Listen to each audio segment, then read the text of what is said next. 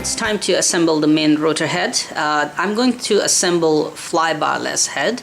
So we have 700 FBL main rotor head, and then we have more bags, 754, these connectors, ball link joints or ball link connectors. Then we have 740, this ring given here, spacer I would call it, 550, 58 TTS. These are the ball joints, metal ball joints, okay, all of these for your swash plate as well. And then we have the connecting rods, okay, 753. Then we have 712, 714 and 715, the fly-barless washout arms and the washout base.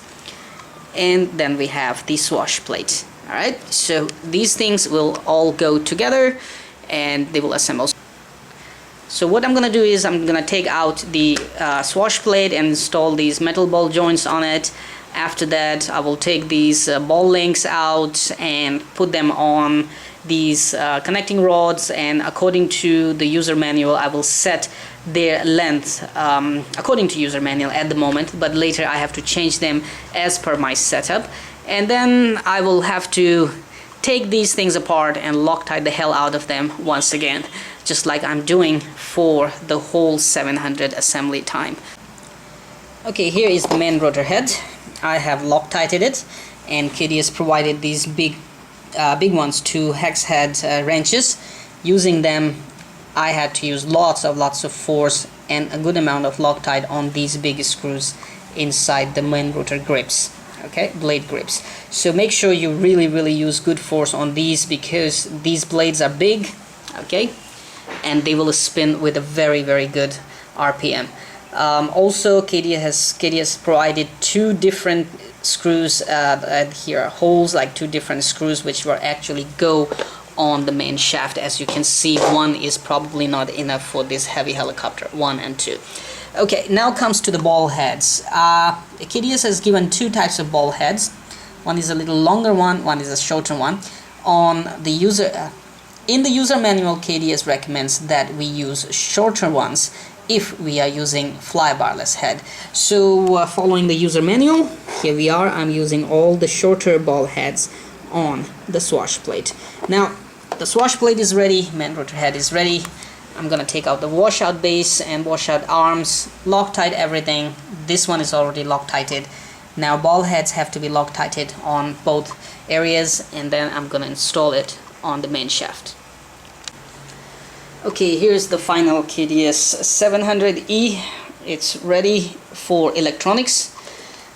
Installation of main rotor head was very easy. As described, I had to Loctite the screws for the main rotor blade grips, Loctite the ball joints or ball heads, and after that Loctite the screws everywhere on the washout arm and swash plate, and also that one big piece, the spacer, is right there. Okay, so main rotor head is installed and everything is looking really sweet, and the helicopter canopy is installed as well. During installation of canopy, I broke the carbon fiber piece here, so I quickly DIY made a wooden piece here. Later I will try to do some metal piece here, because this is very essential. Before flight I would for sure do a metal piece. Okay, so this is very easy. Main rotor head is actually mounted with 2 screws, 1 and 2. Okay, very simple. I use the small ball heads because this is fly-barless setup. Down here, washout base. So at the moment inside here, washout base hex head screws, I did not Loctite them because I need to balance everything after installing the electronics and setting the pitch curves. Installation of swash plate was very easy as well. I also used the smaller ball heads. You can see all 4 are smaller ball heads, as mentioned in the KDS user manual, to use smaller ball heads if using fly-barless. Rest of the things are looking very good. This bird is ready for the main blades, and of course it's ready for the electronics.